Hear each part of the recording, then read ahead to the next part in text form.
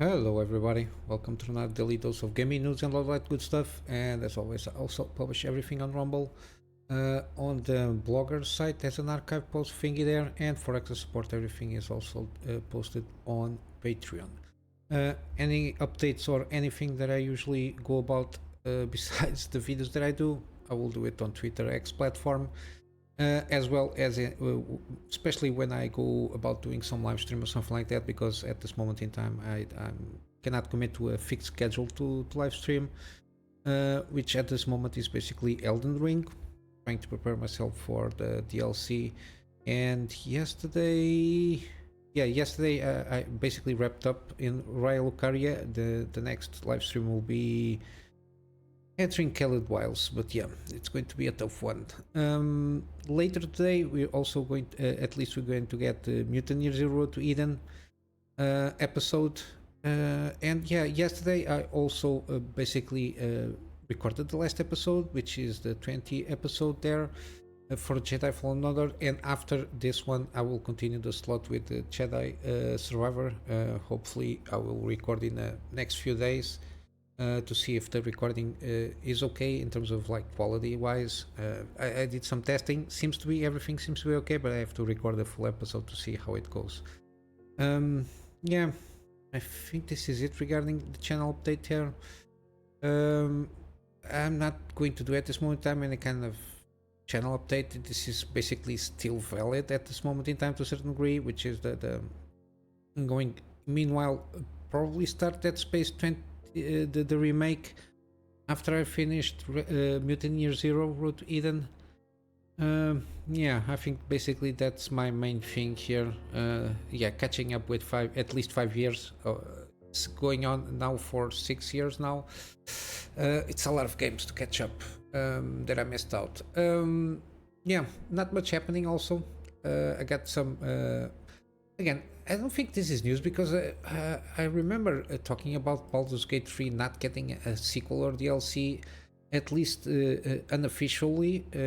I think Sven Vink was told at the time, last year, I think, that they were not planning to do any kind of DLC or anything like that, because when they made the game, they didn't have any DLC in mind. And basically how the system works, especially with this kind of classic RPG, like the stats and how with I think 5th version of D&D rules or set or something like that. I exactly don't know how that worked.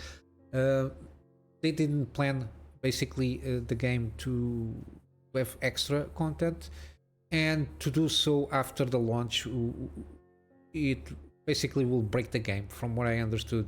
And the fact that also when they of the storylines and all the decisions and the consequences that you make in the game, at the time I said it will be way too overcomplicated by the fact that only after they launched the game and having some success, just making DLC out of making DLC was not worth it.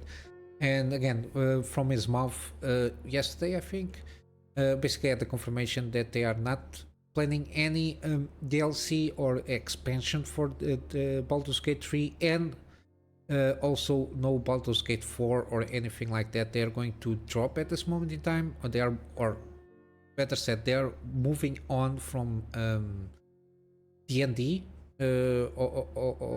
because D&D is an IP basically owned by Wizards of the Coast, which by itself I didn't follow up too much, but I heard here and there that they don't treat very well people that when they rent their IPs to media and games. They usually they are very they are very greedy, very picky on what people should do. At least that's my perception from the news that I saw. Even a lot of the things regarding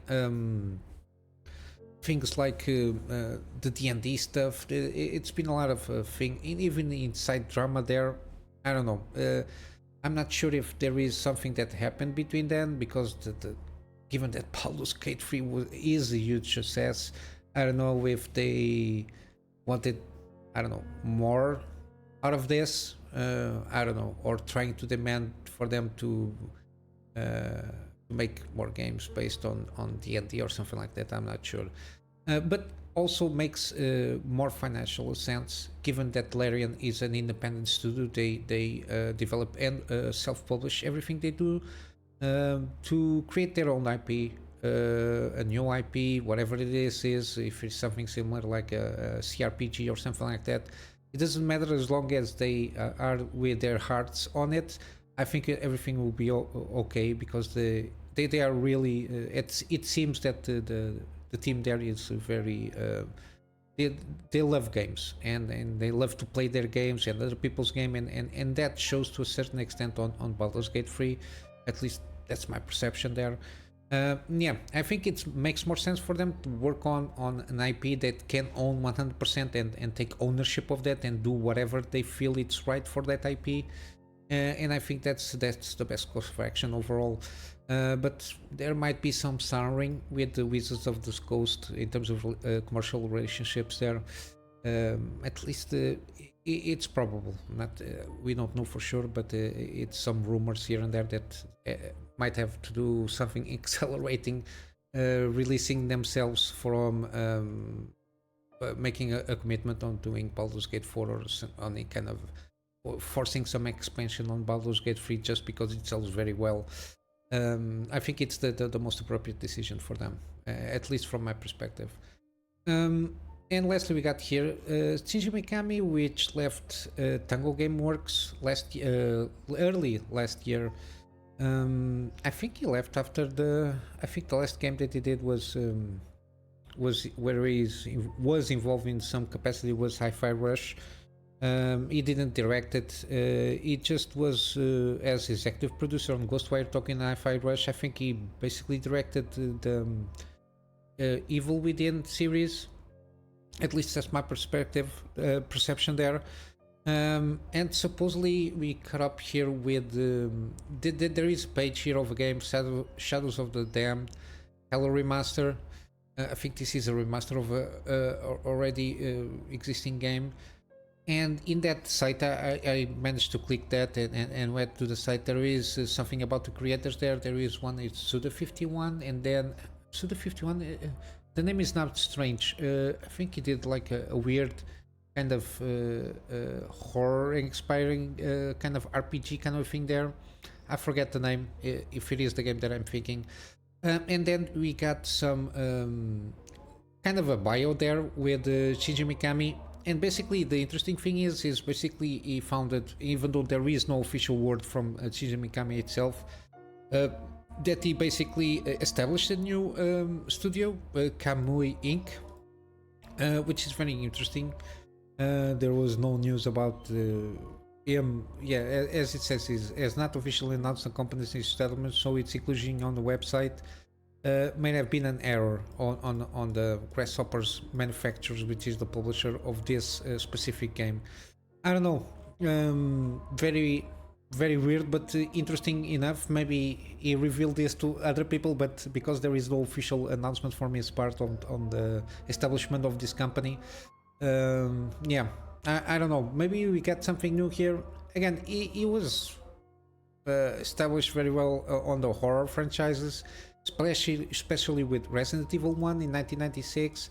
But yeah, the Evil Within is not that bad, but the execution of certain ideas are not the best one, to say the least.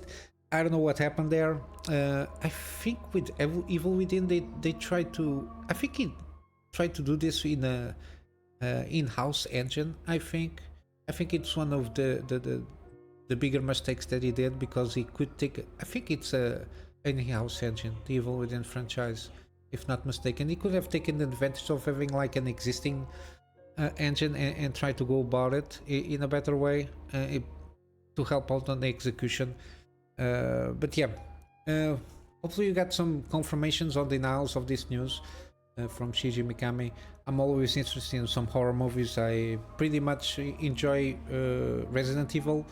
They managed to establish a good balance between kind of actiony horror like style there, especially with I enjoyed pretty much Resident Evil 7. I think Resident Evil 8 a little bit more actiony, but maintains a lot of the horror themes from the previous game, but I think the most balanced one is Resident Evil 4 in terms of that thing, and the remakes are seem pretty good. So at least guys got a legacy here that we got huge amounts of lore from Resident Evil.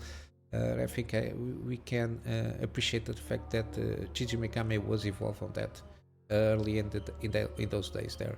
But yeah, basically this is what I got for news. Just going for some gaming deals. The Steam Spring sale, it's over, but we got some deals here and there, especially with Mass Effect Legendary Edition, 85% off.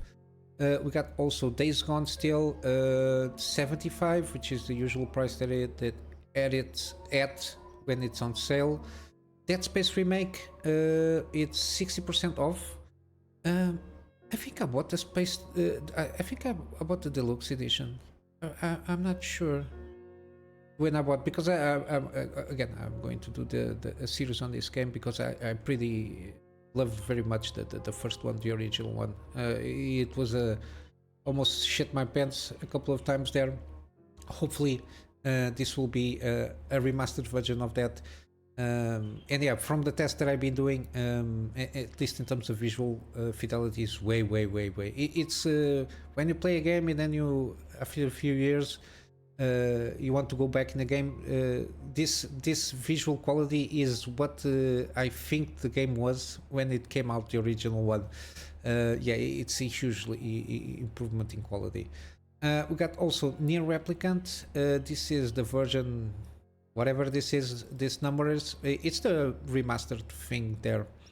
And then we got the sequel, which is Nier Automata, Yore Edition, which is basically Game of the Year Edition, 60% off.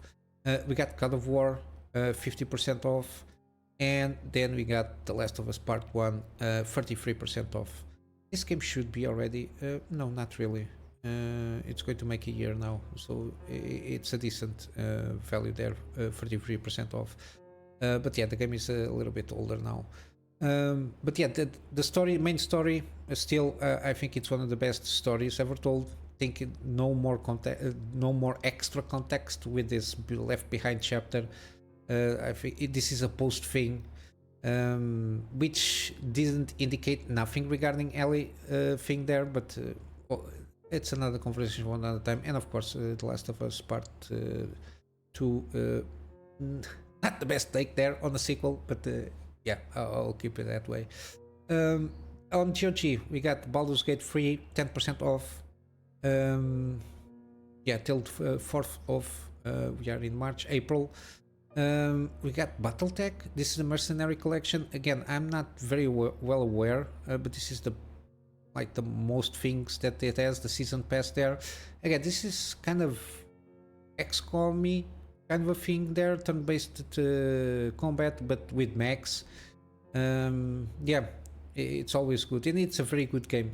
I forgot who these guys, Hairbraid Schemes. It's the guys that then went to go about to do the. I completely forgot, but yeah, they are very well known for this excellent game. If you like turn-based combat there, of course.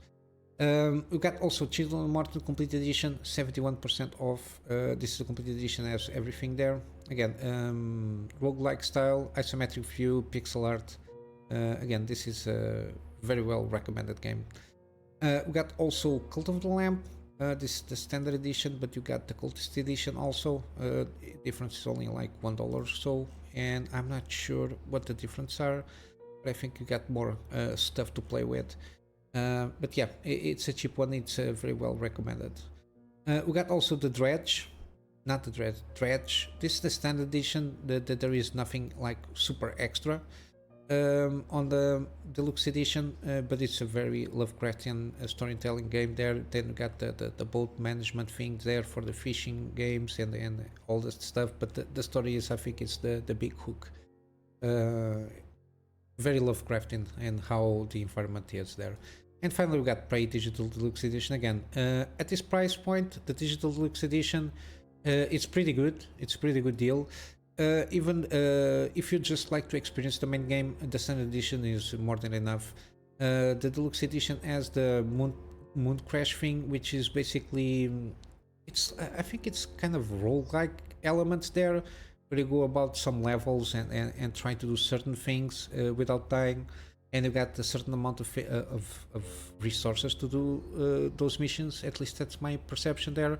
But yeah, especially if it is $6 and you just experience this immersive sim, I think it's a very underrated game. Again, I did a gameplay series on this one. I did a run on it. It's on the channel there on the completed series.